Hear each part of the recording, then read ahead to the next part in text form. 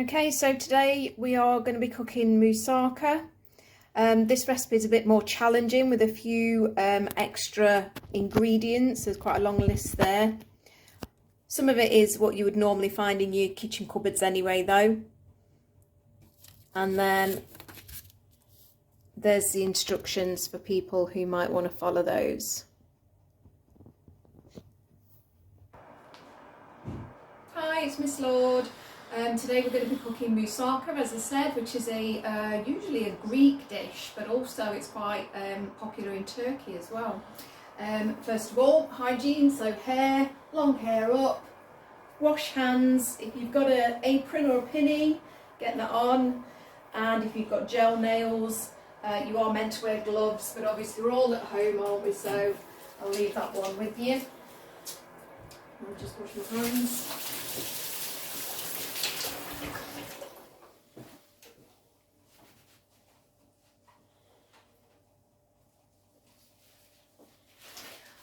Okay, so we're going to start by cutting up the potato and the aubergine. So you need some quite thin slices, probably about 3mm thick. So 3mm is about that much. But I will show you in a minute. Hands are still wet, so it's hard to get these on.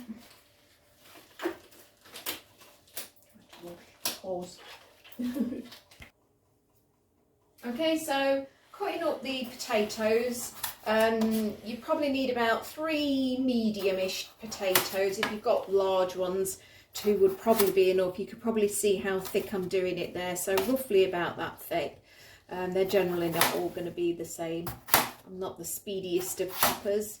So chop up your potatoes like that, and we're going to cut off the stalk of the aubergine.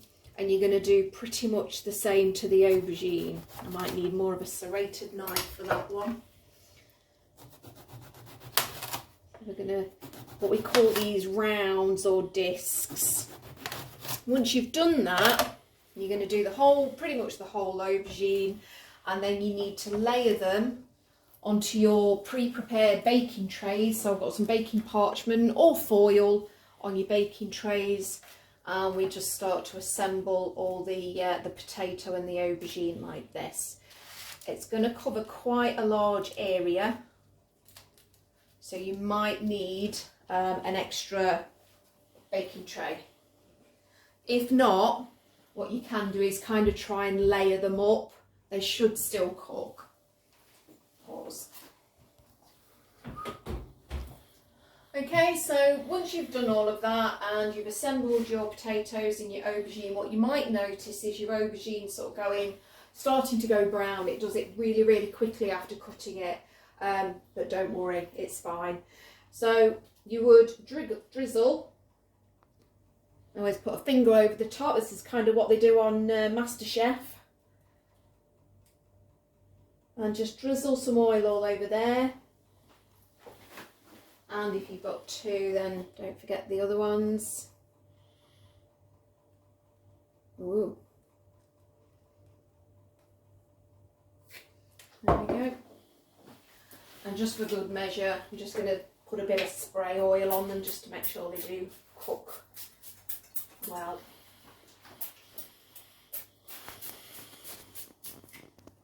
Okay, so put them in the oven. If you've got a normal oven, probably about 220 degrees. I've got a fan oven, so I'm going to put that on 200, probably for about 10 to 15 minutes until they're golden brown.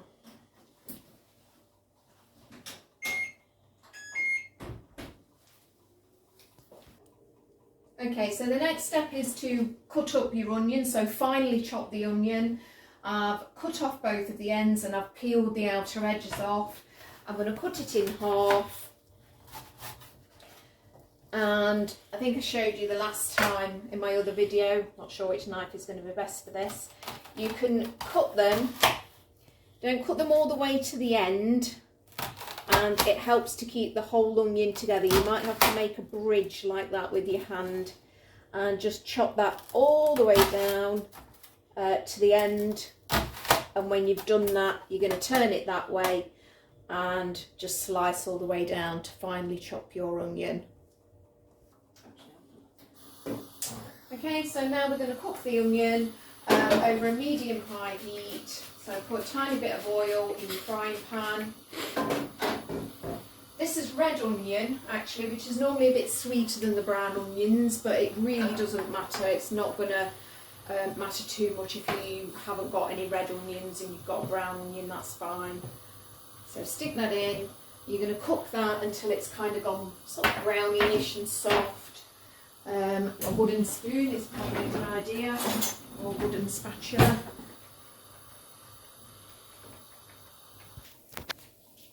Okay, so the onions are brown, so I've turned the heat right down just while I unwrap my beef stock cube.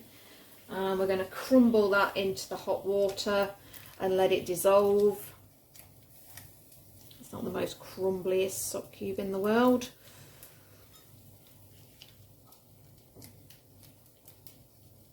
So we'll leave that for a minute, that will dissolve. To our onions, we can add some garlic paste, and you need a little bit of cinnamon.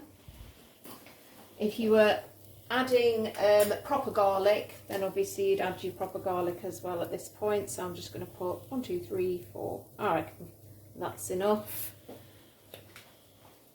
Don't want it too garlicky, do we? And then I'm going to stir that all in.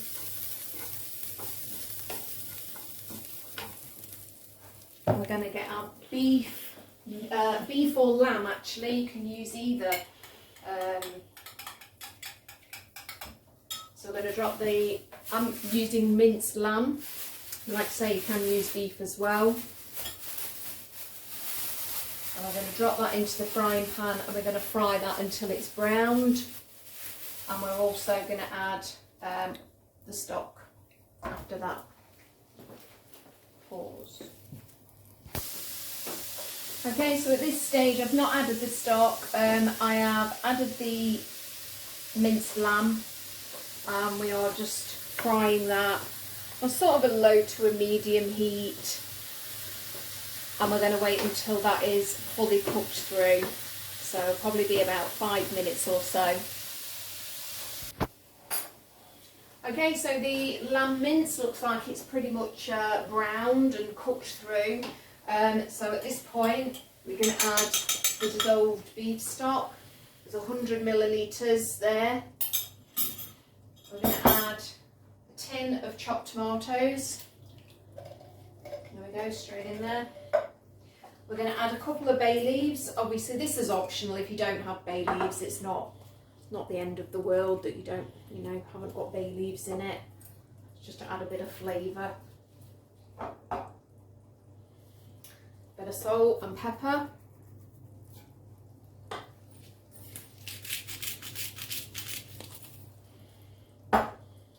And some oregano. Just sprinkle that on.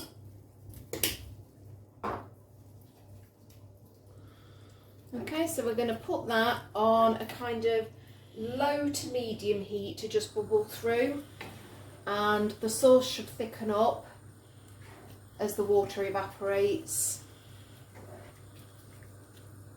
And we're going to leave that for a bit to bubble up. Okay, so we're going to make like a cheesy kind of bechamel type of sauce, like white sauce, to go in our moussaka. I've weighed out about 20-25 grams of butter there, and we need to melt that. So just really easy if you've got a microwavable dish. Ooh, loads of stuff in front of the microwave. And we're going to put that in the microwave for a few seconds. It won't need long at all, maybe 5 seconds, and then check it, give it a bit of a swirl, and then another 5 seconds. Because it will not take long to melt. Okay, so I've weighed out my plain flour. There's about 20-25 grams of that again. We're going to stick that into the melted butter, just give it a bit of a stir, and then you're going to add, it will form like a paste, as you can see. And then we're going to grate the cheese. and we're going to add that in, and we're going to heat that up in a saucepan. Okay, so I've grated my cheese. I've not actually put that into the paste yet. We do need to add some milk first. At this point, your potatoes are probably ready. So I'm going to turn that off for the moment while we make the sauce. As you can see, the mince is kind of nicely bubbling away and the sauce is thickening up. And you generally just need to add a little bit of milk at a time and kind of try and combine it all together. And then we're going to heat that maybe on a sort of medium-ish heat, and trying to get that all blended in there so we don't get any lumps, but do it a little bit at a time and it should be okay. Okay, so it's a good idea to probably stir that pretty much all the time that you're making it, otherwise you could get lumps. I think I've got a couple in there, never mind. And then tip in your cheese that you've already grated, about 50 grams or so, pinch of salt, and just give that a stir for a minute. Okay, so as you can see, I've taken out the potatoes of the oven. They're nice and golden brown, and we just make a layer of those along the bottom of an oven-proof dish or a baking dish if you've got one of those. And then the next thing we're going to do is put about half of your lamb mixture on top of that. Okay, so once you put half of that on top of the potato layer, the next layer to do is the aubergine. So that's your next layer on top of there. Okay, so that's kind of what it should look like when you've got your aubergine on top, and then the rest of the ragu can go on top of there, the rest of the lamb mince. Just try to remember to pick out your bay leaves, you don't want to be eating them. Look at that. Okay, so the final product is to put on your cheesy white sauce.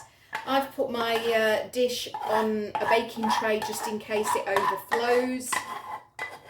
I'll just put that on the top there. Just give it a little bit of a skim over, and now it's ready to go in the oven. Okay, so it's now ready to go back in the oven. So place that back into the centre of the oven. Oh, I better leave that on the tray, hadn't I? And cook for about another 15 to 20 minutes. Just give it a check, and if it's nice and golden brown on top, it's done. Okay, so it's finished, and there's the finished article, and that's it. That's your moussaka. Enjoy!